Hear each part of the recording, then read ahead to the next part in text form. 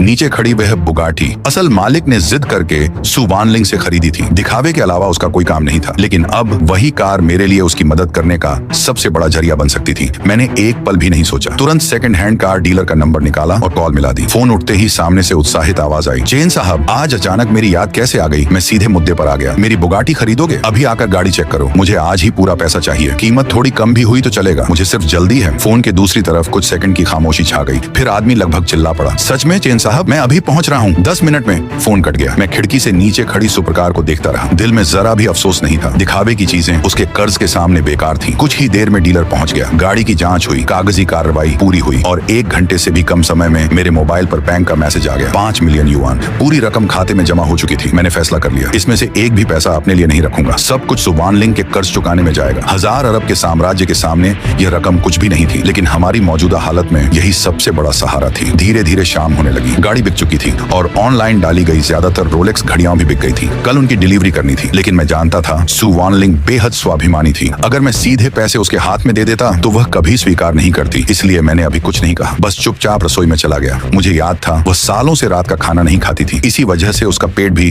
खराब रहने लगा था। सुबह उसने नूडल्स खाए थे, अगर रात को फिर कुछ भारी खाती तो परेशानी बढ़ सकती थी। मैंने बाजरा और चावल निकाले, याम काटा और धीमी आंच पर खिचड़ी जैसा हल्का दलिया पकाने लगा। धीरे धीरे पूरे घर में उबलते चावल की मीठी खुशबू फैल गई। शाम के 7:30 बजे दरवाजे का लॉक खुला। सु वानलिंग वापस आ गई थी, सुबह से भी ज्यादा थकी हुई। चेहरा पीला पड़ चुका था, होठों पर बिल्कुल रंग नहीं था। स्पष्ट था कि वह पूरे दिन खुद को जबरदस्ती संभाले रही थी। जैसे ही अंदर आई, उसे खाने की खुशबू महसूस हुई। वह हल्का सा चौंकी। तुम दलिया बना रहे हो? उसकी आवाज बहुत धीमी थी और थकान से भरी हुई। मैंने कटोरा उसके सामने रखा। तुम्हारा पेट ठीक नहीं रहता, खाली पेट मत रहा करो। वह वहीं खड़ी रही, फिर आदतन बोली, मैं रात को खाना नहीं खाती। मैंने मुस्कुराकर कहा, ये खाना नहीं है, दवा समझकर पी लो, आधा कटोरा ही सही। वह कुछ पल तक कटोरे को देखती रही, फिर मेरी तरफ देखा। काफी देर तक चुप रही। आखिरकार उसने चम्मच उठा लिया। धीरे धीरे छोटे छोटे घूंट लेकर दलिया पीने लगी। कमरे में फिर शांति छा गई। सिर्फ चम्मच और कटोरे की हल्की आवाज सुनाई दे रही थी। मैंने उससे कंपनी के बारे में कुछ नहीं पूछा, न कर्ज के बारे में, न परेशानियों के बारे में, क्योंकि मुझे पता था कुछ जख्म ऐसे होते हैं जिन्हें बार बार कुरेदना नहीं चाहिए। कभी कभी चुप रहना सबसे बड़ी हमदर्दी होती है। जब उसने कटोरा नीचे रखा, तब मैंने जेब से बैंक कार्ड निकाला और धीरे से मेज के कोने पर रख दिया।